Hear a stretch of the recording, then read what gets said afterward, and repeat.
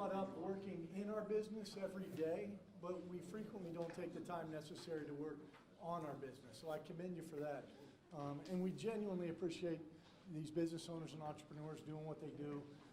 By far, they're the value add to this type of venue, right? The speakers are good, but the true value comes from what they're doing.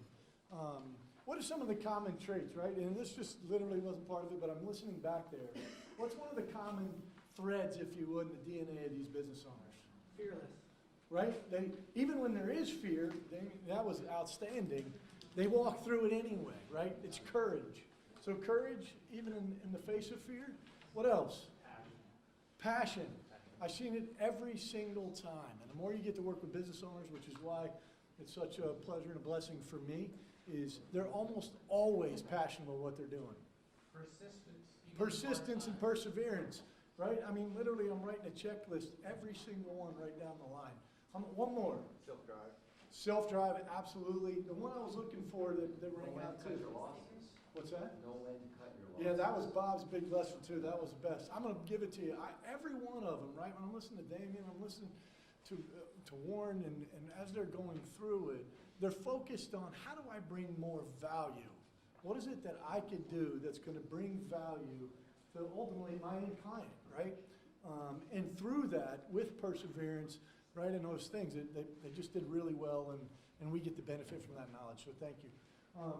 So today, I got my two partners in crime here, and my mission is a little bit unique today. We got really nuggets of information all over the place. It's a 4-hour presentation with all the guts cut out, so it's really spotty. The goal is just to plant seeds of thought in a number of different areas, and then get to a case study that we can sort of see live, if you would. It's a real live case. Of course, we've changed the name and done some things, but that's sort of the meat of what it is we're doing every day. How do we analyze what it is that we're doing? We've heard cash flow how many times, right? Cash is king. It is not a cliche. It is absolute necessity.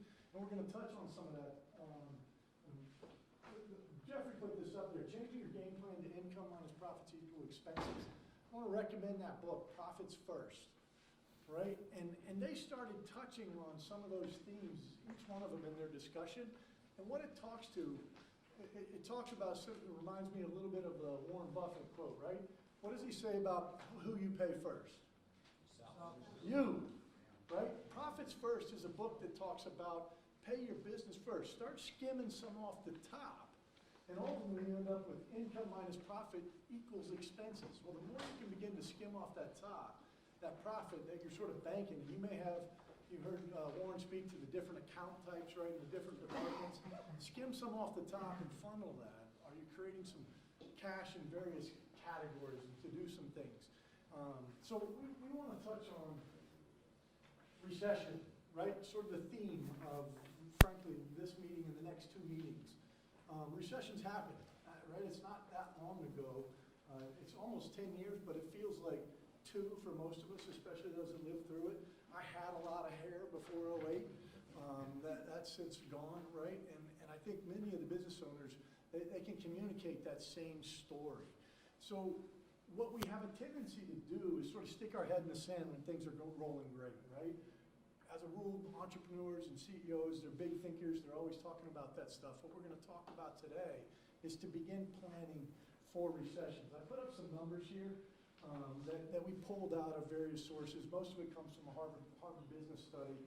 And ultimately, more small businesses fail than succeed, right? Not surprising. Second generation, right? Who was Warren, right? Acquired his business, and some of us have. We got another one here.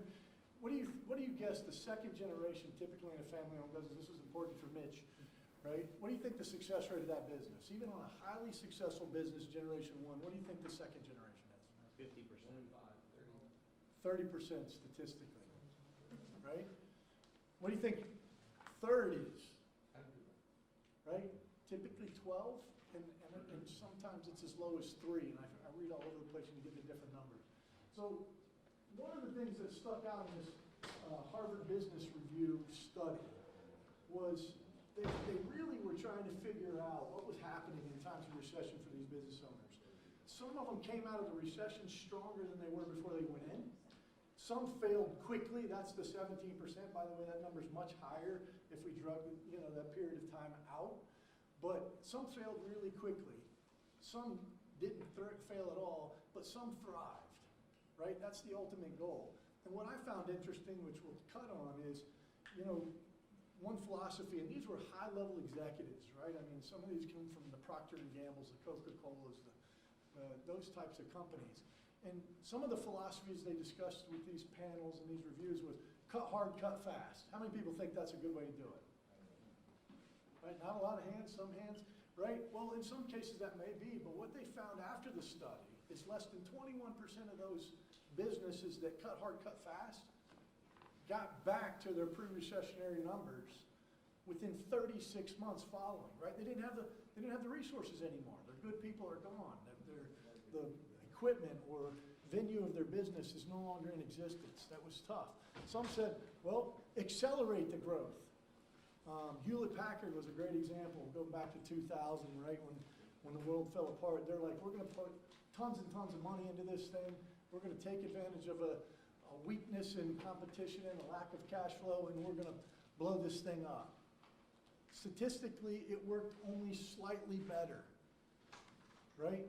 So what is the answer? Ultimately, we're going to talk to some of our experts. Obviously, we got 2 tax and legal experts, but the experts are the entrepreneurs in the room. So we're going to try to get to this business study fairly quickly and go from there. Timing of the transition, we're not going to touch on that much, but the number 1 bullet point, right, is this is a complex process. Planning in recession shouldn't be done when? In recession, right? It's sort of like planning for a funeral on your deathbed. It's not the right time, right? It's emotionally driven time. Things are going through. You're not thinking clearly. You're highly stressed. And for those of you who like to buy into whether it's your Colby study or predictive index, this will tell you how you react, and sometimes it's very, very differently. How do we know recession is coming? Again, this is really interesting for me. There's a quote that talks a little bit about, the 59 pulsonomics, economics that were studied, but these 3 categories, interestingly enough, have been very predictive. Are they guaranteed? Of course not, right? Something that's happening now is 1 in 3 of those bullet points, right? Oil's right around $70 a barrel. Anybody remember what it was pre-08? $1.40, right? So you could argue that one's not in play right now today, but we may be in a new norm. Inverted yield curve, this is a big one. There's never been a recession that hasn't been led by an inverted yield curve. And we won't get too technical with that, but the analysis says your 2-year treasury right now is just under 3. Your 10-year treasury just under 3 1/4. That yield curve is super flat, right? The 30-year isn't much higher. So what does that tell you? Short term, right? And there's some things that we could get into. Yes, there's some, stimulus going on in Europe. The Bank of Japan's buying their treasuries, their own stuff, and it's keeping it artificially low. But at the end of the day, this time it's different. It's a very scary statement because sometimes that's not always true. So we want to be aware. I showed this, and again, I won't get into this stuff. I love this stuff, so we could do 4 hours on that chart alone. But reality is, we want to be aware. Recession is happening. Some of the things that lead up to recession has already begun, right? Anybody buy a house, anybody looking for a building, those things are starting to happen. What's the Fed doing as we speak? Right? Rates have been creeping up big time. And that's a sign that things could go. What are the rates trying to do when they raise rates? Curb inflation. Rising rates to squash inflation has almost always been, again, another leading indicator of economic crisis to follow. So is all of this actual data that it's definite it's going to happen 2020? No. It's super nebulous. I joke about economists all the time, and Pulsonomics said that almost 60% say it's in 2020. That's not far away. We had a 9-year, almost a 10-year secular bull run. If you go back to your history books, specifically in finance, that's not normal. Is it over? We don't know, but you want to be aware. I jokingly say, you know why God created economists? Come on. To make the weatherman look good. Right? Ultimately, it's nebulous. We don't know. There's too many things going on, but we want to pay attention. The most important thing is, how do I prepare for it? I promise you this, right? You can't spend too much time planning, even if it doesn't happen. Ultimately, some of the things that you're going to do to prepare for a recession will make you a stronger business today, right? Some of the things that they were talking about, I thought was fantastic when you're listening to our panel speakers about things they started to do to prepare for that. We just finished a conversation around credit, right? Money's never more important than when you don't have it, and planning for that is critical. I'm going to touch on some of the, I'm going to call it the personal asset side, because that's certainly where some of the money, how many's put their own money in their business? Almost every one of us, right? It's literally where the thing got started. And who will put money in the business when it begins to fail, right? Almost every one of you. That ultimately, that's important for us, and we need to understand it. We talked about hiring, slowing the pace of hiring. Great question, by the way. People drive it. Nobody's going to argue that. As a new business owner, buy and read the book Traction. If you read it once a month, it'll be a great exercise. Ultimately, there's a thing in there called the People Analyzer, right? We use it at our firm, and every business is going to be different, but understanding the needs of your people and that type of stuff is what's going to happen. But let me tell you, who's going to get fired first? We're going to touch on this a little bit. Do you know? You may want to start thinking about it, right? Especially if it's your brother or your sister or cousin Ned, right? But real world, now is the time to begin thinking of those things, and we'll touch on some of that. Diversifying your service offering. Warren did a great job of that. Housing building out. You heard Davian say, hey, we're going to do this for this niche business. Some of that was in the absence of sales, right? But at the end of the day, it helped them survive. Alliance acquisitions and partnerships. Cannot stress that enough. Two bright business guys getting together is almost always more productive and effective than one. And sometimes they have complementary businesses that can continue to accelerate it. Reallocate funds used for business growth and development to improve the customer experience. Again, I keep going back to Dave and his presentation resonated with me. What was happening with his businesses? That he wasn't, not the one he owned, but what was the root formation of his business? Poor service. Poor service. Right? He said, we take it for granted. We're not providing the service here, we're not providing the service here. I'll tell you now, and I finished another tremendous book, if you focus on your clients and customers now, one of the best things you can do to prepare for recession is give them more love. That's right. Just keep raising the bar. How do I bring more value, right? So I think that's incredibly important. View your personal portfolios and investment accounts. Not a business course. They don't talk about it. But at the end of the day, your money seeded the company, and it'll be your money that they spend in that, right? We talked about that a ton. I'm going to touch on a few areas there. And then understanding and managing your risk. Critically important. We're going to talk to Jeremy a lot about the types of risk and understanding your risk spectrum a little bit. So keep trucking. All of this, and this is a repeat of Jeffrey's slide, timing is everything. If your plan is to sell your business in the next 6 months, get it done, right? Things are booming. But if it doesn't go 6 months, or if it's 2 months, or it's 3 months, right? How many people were selling their tech company in '99 and they wanted 2 more years, right? That would have been a good thing to sell a while back. But at the end of the day, understand what happens in your plan in any one of these cycles. Because quite frankly, you don't know where we're at in that cycle. We know today things are good. So obviously it's the prime selling market, but how do we know what that looks like on our timeline, right? Hopefully our business has an infinite timeline, but as individuals, we have a finite timeline, right? Some of it is desire, some of it isn't, right? We don't always get to decide when we can no longer do what we do. So don't be in denial. I put this up, I can't tell you how many of my business owners try. This is like a constant theme, right? I'm never going to retire. I'm going to work in retirement. I used to work in a building, won't use a name, and it wasn't a bad thing, but 83-year-old partner walked in, his briefcase was older than I was. You know, now The business was financially sound. I'm absolutely certain it wasn't about money. But what I would say about him is the plan was in place. He didn't have to show up. The business kept trucking, right? Warren spoke to that today. One of the busiest times of the year, he's here. That's planning. That does not happen on accident. Recession planning can help even in times of good in that category as well. I don't expect to live that long.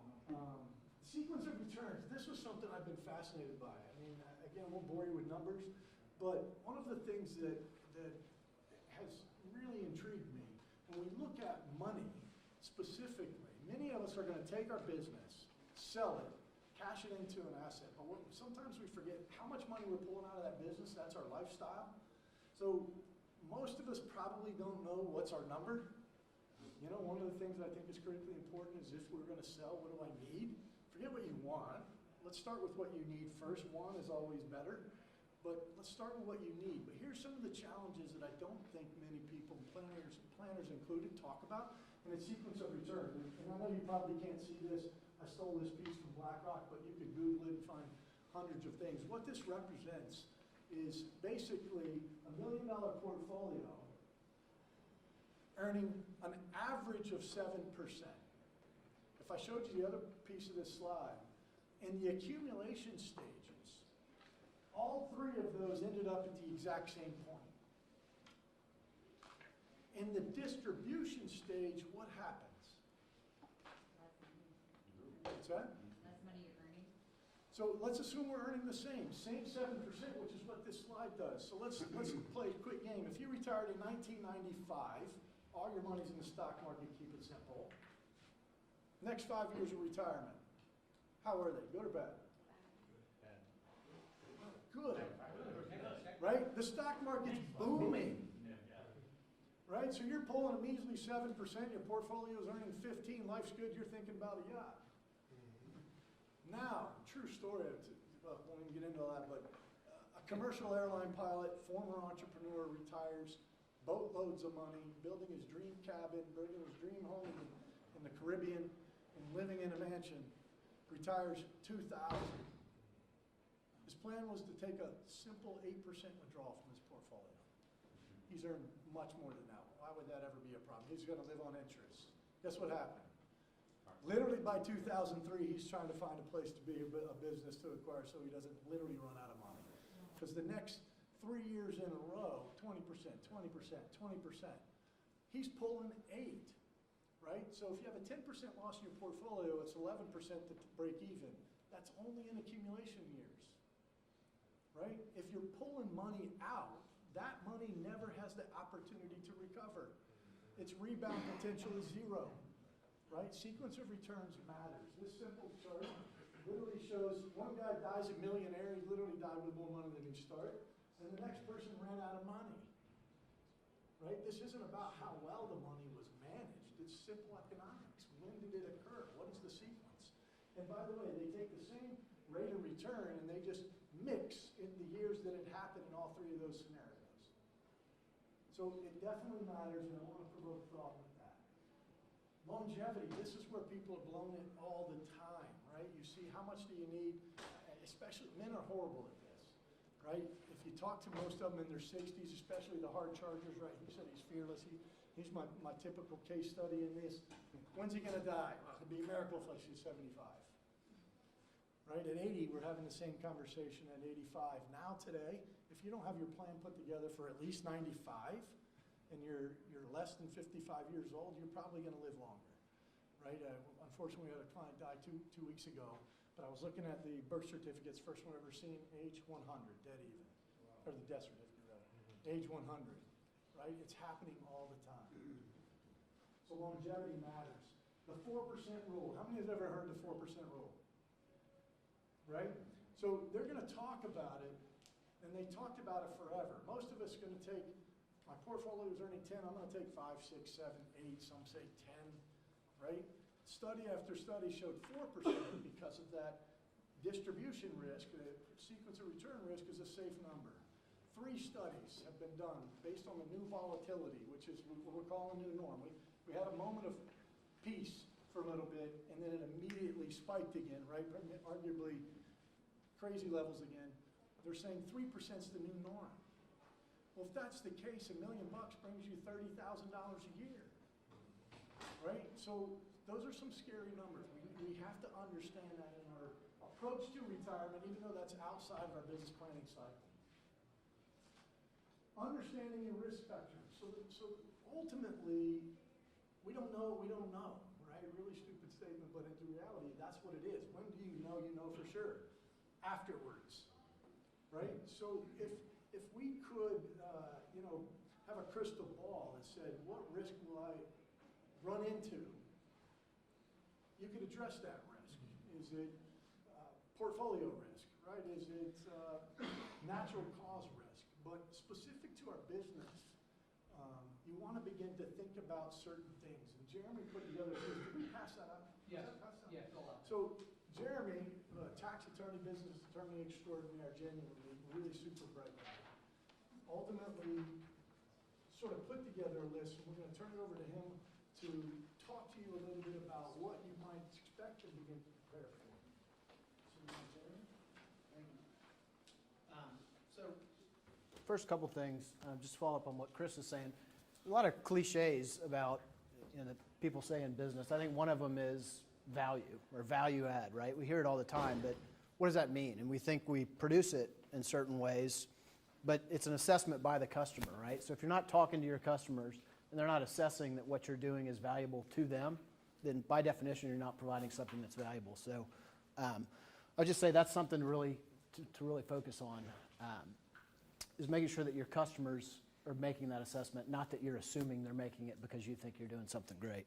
When it comes to risk, usually what I see is that people either don't assess it at all or they misdiagnose it. So obviously I'm a lawyer, so a lot of people will act as their own lawyers. They don't know how to diagnose what the risk is. They'll do things. That risk then materializes. They find out that they didn't diagnose the risk correctly. So the first part about risk is making sure that you're actually analyzing it and you're capable of quantifying what the magnitude of that risk is and what the likelihood is of it occurring. Lawyers are great at scaring the hell out of people. It's what we do all day long. We're cynical. Everybody's a bastard. They're going to lie and screw you. Yeah. So, you can't get overly gripped in it and have it be paralyzing. Fear is an emotion. It's not a real thing. It's an emotion. So recognize that. Recognize that you can deal with it by getting people who understand the risk, by taking the time to diagnose it, and then planning for it.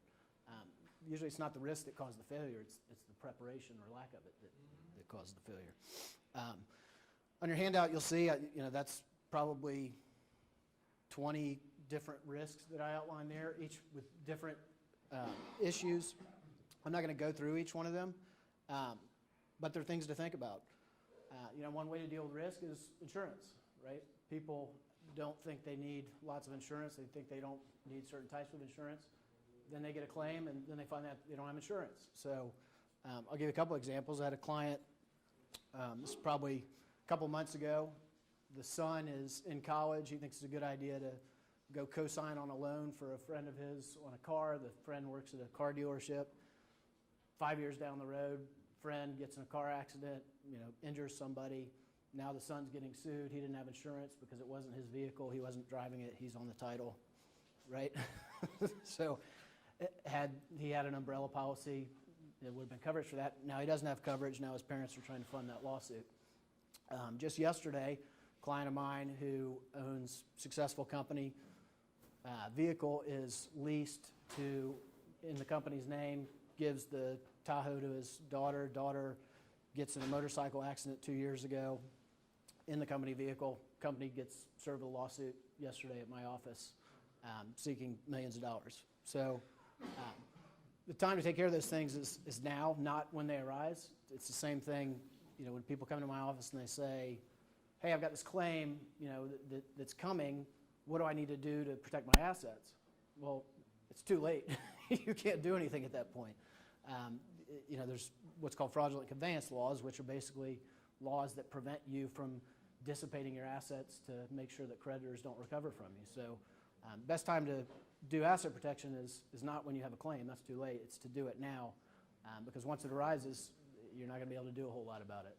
It's true with your business, it's true with your personal assets.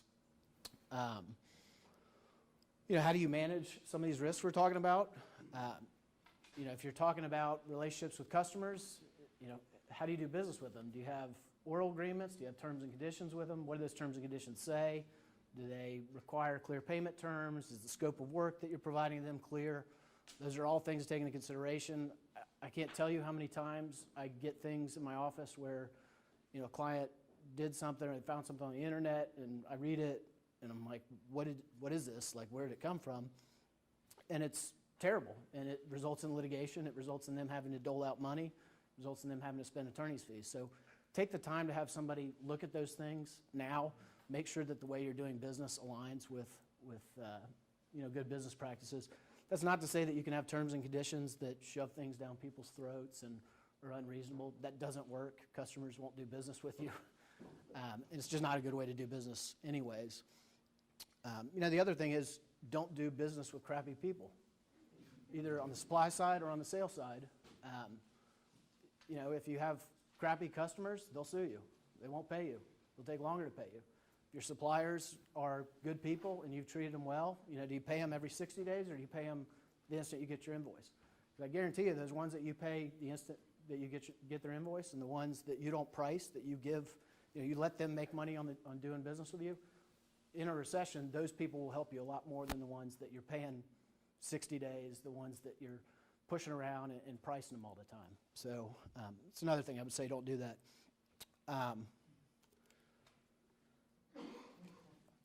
I think people have a tendency to chase around big fish, big customers. Disney's a perfect example here in town. Disney's terms and conditions are oppressive in every way, and there's nothing you can do about it ever if you're doing business with them. So, you got to be careful with things like that, because if you get in a lawsuit with Disney under some big contract, you're going to lose, likely, because their terms are oppressive. So, be careful about that. At least understand what the risk is when you enter into those contracts. Obviously, diversification is important. Employees are similar to customers, right? If you have crappy employees, they're going to sue you. You'll fire them. They'll be disgruntled. They'll assert claims. It's just what happens. So, to the question before about what do you do about hiring, I think you focus on the right type of self. You don't worry about their resume, their experience. That's less important, I think, than the type of self they are, and that's what causes lawsuits usually. It's because people are disgruntled. They have a different view of the world, and they think they're entitled to something, so they file suit. There's plenty of lawyers in town who like to bring those lawsuits. I get letters occasionally from them from disgruntled employees. So, and there's usually, by the way, attorney's fee provisions on those claims, meaning that they can recover attorney's fees from you. So they'll chase around $500 and spend $20,000 in legal fees. So yet another reason to make sure that you're doing business with good people, and that you're doing business under terms and conditions that are protective of you. Do due diligence on people. It's true with employees. It's true with suppliers. It's true with customers. Don't chase around revenue. It never ends up working. It doesn't work in my business. My business, there's A clients, there's F clients, and the F clients all have the same profile. And it's probably the same in your business. They don't pay on time. They complain about the amount. They don't take your advice. They don't give you enough information, so they sort of piecemeal information, so you can't really make assessments. You have to document your file. Like if you're ever documenting your file, it's probably a good indication you don't want to do business with that person. It certainly isn't mine. Debt exposure. So, what happens in a recession is you've got all these covenants in your line of credit. So we talked about getting a line of credit in place, which I totally agree with now, not in the future. But what happens in a recession is those covenants a lot of times get out of whack, meaning you've got these financial covenants that say you can only have this debt to equity ratio, all these various financial calculations, all of which go sideways in a recession because you're making less money. But if you have an established relationship with a bank that's got a long history and you've got a track record of paying, you're going to have a lot more flexibility with the bank in dealing with those situations than if you're trying to do that a year before a recession or in the midst of a recession, because they're going to shut off those lines of credit almost instantaneously as soon as they show those financial covenants getting out of whack.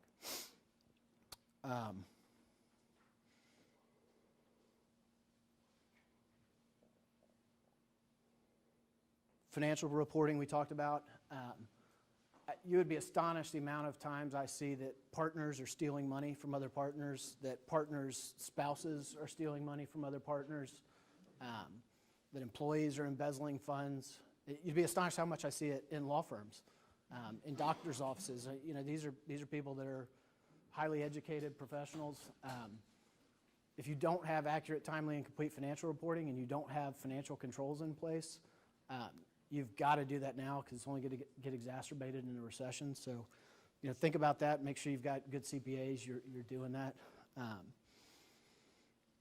think that's it. I'll turn it over, Jed, to tax reform unless anybody has any questions.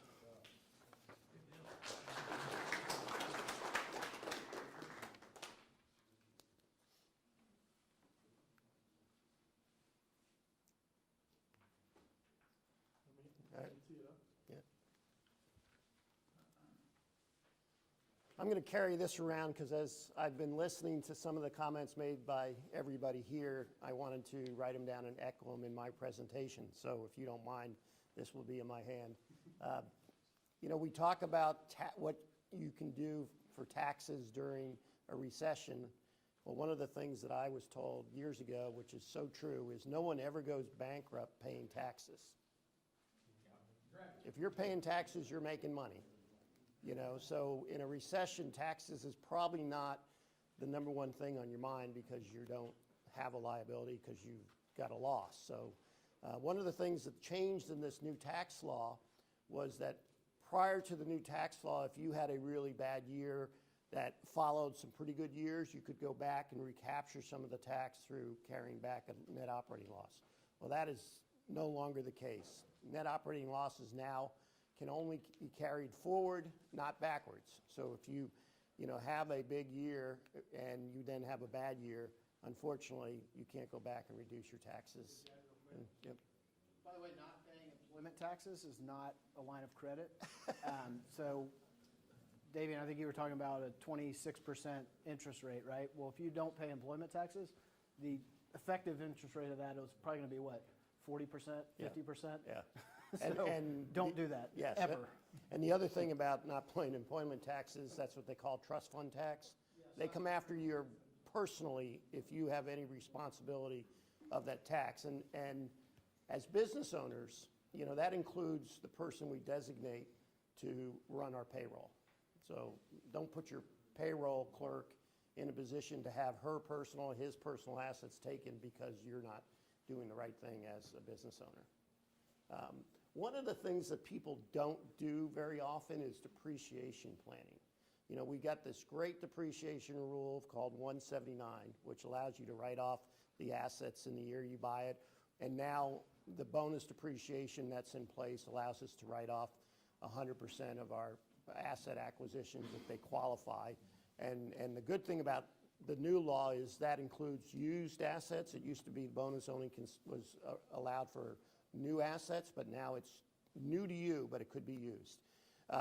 But when we do that, we drive our effective rate so low, maybe to zero. And you say, well, I didn't pay any tax this year because I wrote off all these new assets. Well, if you acquire assets as a capital need every year, maybe that works. But if you buy and then you depreciate it, buy and then you only buy every so often, maybe that's not the best thing. Maybe the better thing to do is to take your depreciation schedule, put it out 3 or 4 or 5 years. Take your cash projections, your income projections, and put it on the same spreadsheet. And then figure out how much depreciation do I need each year to drive my effective rate down to where I'm at 20%, not zero. Because in the years, as things get better, you know, you're going to have no depreciation from that big asset you bought in 1 year, and now you're paying tax at 37% when you could have paid it at 15 or 20% because you've done some bad planning. So I encourage you all to sit with your CPA and say, 179 is great, but if it drives me in the zero tax bracket, maybe it's not the best thing. Let's plan our depreciation better. By the way, too, tax planning is not taking a box of receipts and documents to your CPA in April of the following year.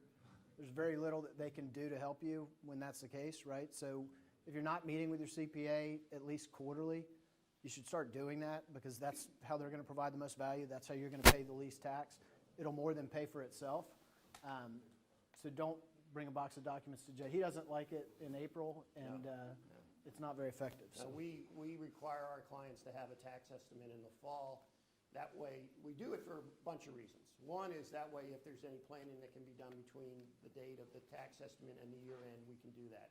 Second of all, it allows our clients to know what the number is come April, whether it's a refund or a big balance due. If it's a refund, then maybe we don't make them make the fourth quarter estimated payment because it's just going to go to the IRS for 3 months and then come back to them.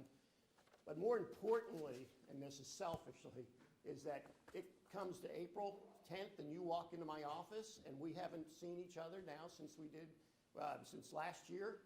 The stress amount that is on you and on me is incredible because I have no choice but to take your information and figure it out because you've got a liability possibly in 5 days. So having the estimate, if you, hey, I couldn't get my taxes all together because, business is booming and all this other stuff, we said, that's fine. We know what the number is. We can file the extension, pay what that number is, and then we'll deal with it come next week or next month. From being in the CPA business, and here's a lesson for all of you, the last thing you want to do is give your tax work to your CPA at the last minute. They're overloaded, they're exhausted, and you're not going to get the best product out of them. Be early or be late, but don't be, at the deadline. Is the website a depreciable asset? It is. It's actually an intangible asset that's amortizable, but yes, same thing. The one thing you could do, though, if you are in a recessionary period and your income has dropped considerably lower than it is traditionally, is consider a Roth conversion. And you want to talk a little bit about Roth conversions and how they could benefit in low tax years? Ultimately, you got your tax buckets, right? For doing planning, you got tax now, tax later, tax never. And once the money's in the tax never bucket, the Roth bucket, no matter what you're doing with it, from an income tax planning, from a wealth transfer planning, those things, you're never going to pay tax again. The challenge to that, frankly, most of you probably make too much money to fund an actual Roth. So, if you have $5,000 in there from when last year you were able to do that, that's not going to be of much value. But when you have low income or write-offs and things to offset, if you have a large 401k, different type of stuff, or IRA rather, you can take a piece of that and convert and begin to convert. Yes, you're going to create a tax bill. Once you've paid that tax, we're never going to pay taxes again. So it doesn't always, it's not for everybody, but it is a tax strategy sometimes while times are tough, if you will, you can take advantage of that. Yep. That assumes you have the investable assets that are sufficient, right, to live on and things of that nature, but it is a good strategy. Yeah. It also comes into play if you find yourself in a alternative minimum tax situation.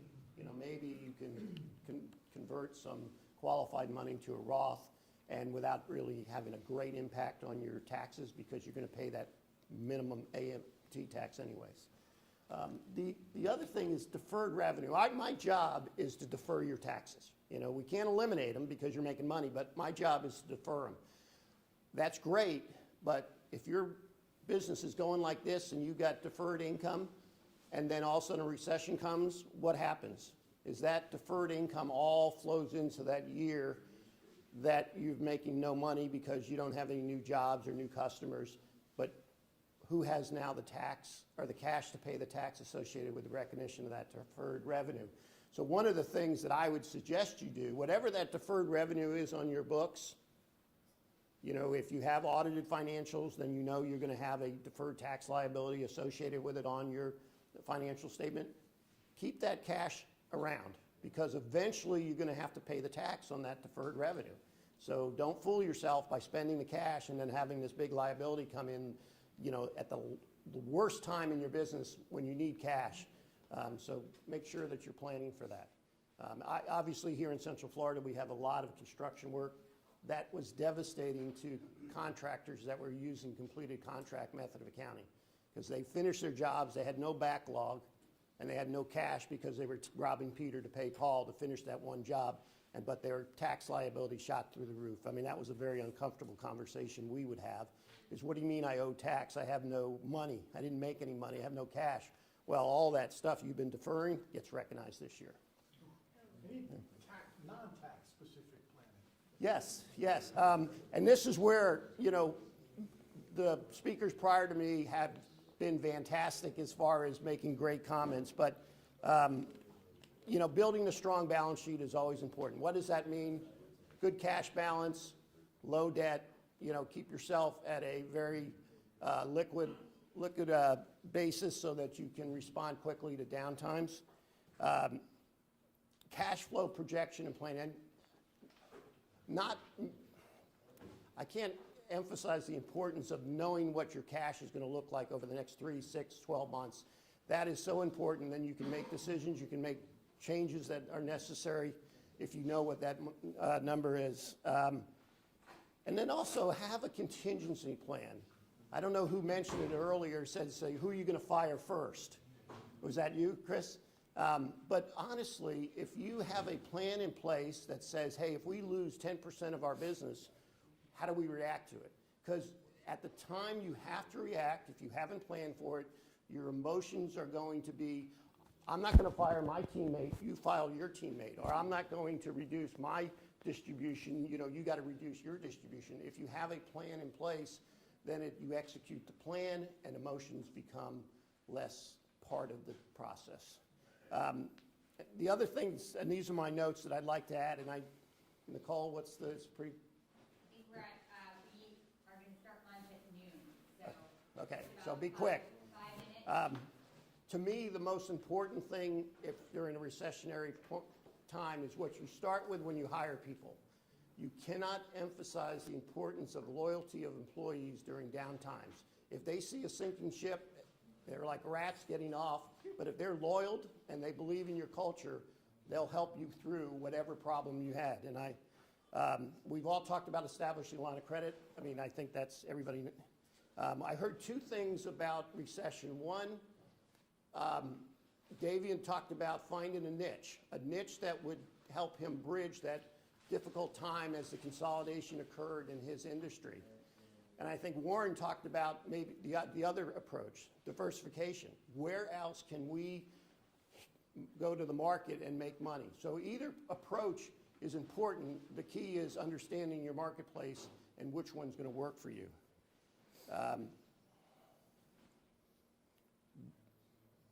Anybody read the book Good to Great? You know, they talk about the hedgehog concept. This is a real situation with a client of mine. They focused on the big builders. They were a subcontractor focusing on the big builders, and they said that's going to be our hedgehog. We're going to market and only work for production home builders. So they were just racing through the early 2000s and just pool after pool. Every home builder was building the pool for their customer before the customer even needed it. What happened is no more.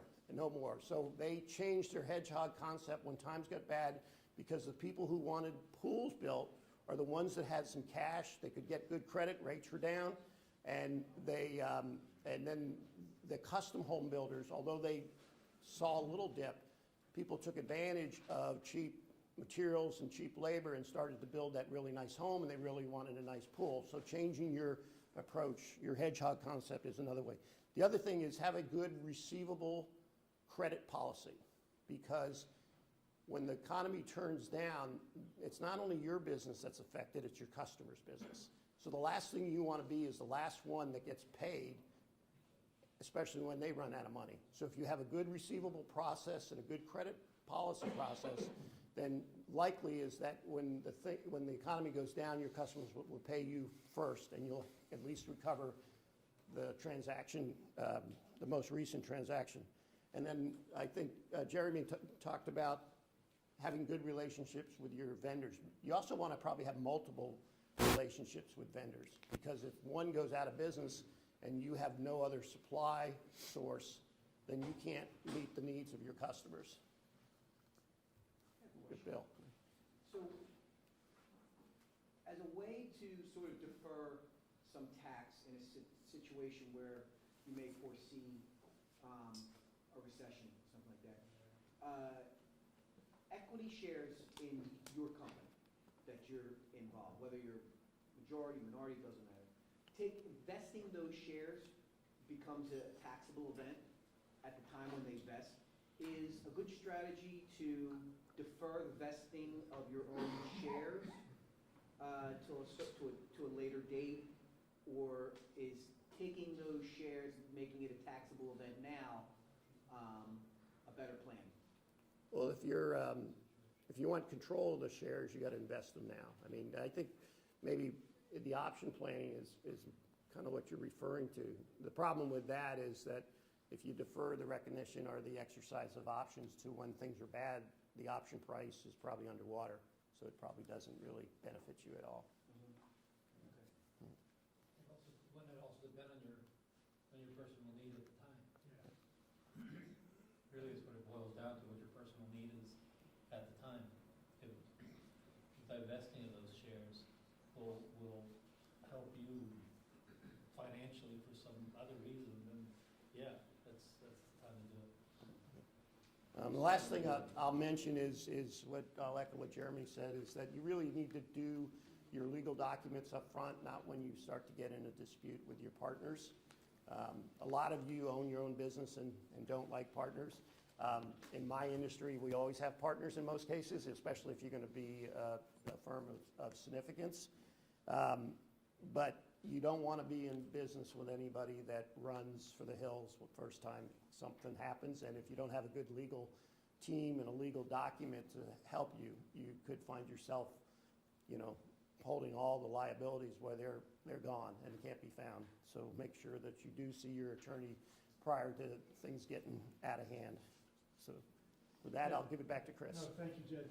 Obviously, time, we're super pinched, and we want to make sure you get to eat. If we want to do, if you guys are still talking, we can kind of do a working lunch where you guys can get up, or if that works. Yeah, you know what, I'm just going to wrap up, and then we'll do that, sit back down, and we'll do Eric, because I'll just pinch it. So, Could I make one comment or a question? Could you talk about the deferred income? I always looked at that as a ticking time bomb. I never wanted it and never would accept it. And my CPA it would be a battle or debate, because he's gonna count for me to say, you're gonna pay too much tax. And I always took the approach, I don't care, I'm gonna get out ahead of this, and I'm not gonna wake up one morning with all of a sudden, because circumstances change, which I can't control, and now I have this huge tax debt coming out. I don't know how you really, when the road hits the rubber, so to speak, how you counsel your clients on that. It was a debate with my CPA. Yeah, I think the answer is managing your effective rate. So some things you can't help but defer. That's the rule. Now if your business is more than 25 million, you have to be on an accrual basis. It used to be 10 million, now it's 25 million. So if you're in that situation, you have no choice but to be accrual. But managing your effective rate is a good way of not having that anxiety. So I'd say too, you sort of have to assume that rates are not going to be higher in future years, right? Because you may be deferring that income into years where the rates are higher. And I would tell you that if you're a high income earner, rates on your income, I don't know how they're lower right now than they were historically, but in the future, they cannot possibly be lower. There's too many dynamics that make it such that I think there's no way that it can occur, because you've got baby boomers all retiring for the next 5 to 10 years. There's going to be a recession. They're going to get whacked again. They're living to 90. They thought they were going to live to 70. They thought they had lifetime pensions, I'd be lifetime health paying care. my tax office as often and as much as I can. I can't imagine carrying any deferred or even using that as a strategy. I mean, I'm going to quickly summarize it too. The three buckets that we just sort of touched on, tax now, tax later, tax never, right? When you're looking at distribution, managing that tax, marginal tax bracket, managing, deciding where that money goes. If you do defer income, maybe you put a piece of that tax money in cash, things of that nature. So excellent question. It's all part of planning. I'm going to close literally. You can see we skipped around a little bit, but ultimately what you're hearing, right, is communicate.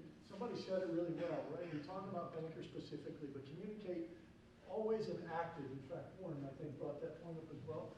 At the end of the day, what we're going to recommend literally is have your team communicate, right? If your financial guy doesn't know who your banker is, doesn't know who your CPA is, doesn't know who your attorney is, my guess is there are gaps in your plan. I can almost tell you, as a firm that believes collaborative planning is imperative, not important, it's literally imperative. If you're not doing that, then there's probably some gaps.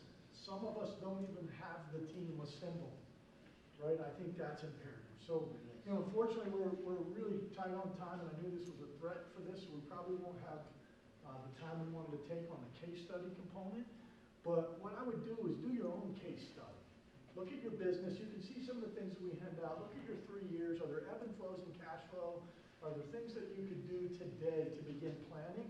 Don't shortchange your peers. There's peer groups out there. CEO Nexus, right, is a group. We have some members in here. Ray leads those groups that you can bounce ideas off of. Your strategic partners, your financial planner, your banker, your CPA, those types of people bring a lot of value. Your best friend in similar industry or any other entrepreneur, right? So thank you guys for your time. We're going to break for lunch. They're just going to come and get Yeah, it. really quickly, I'm just going to have you guys walk through the line because Eric's going to get started, so I'm sorry, Warren, we have Subway. So we have veggie, I know it's highly offensive. We have veggie, turkey, there's everything, and then there's a bag of chips, and then Warren can pray for you at the end. Okay? Beautiful. Yeah.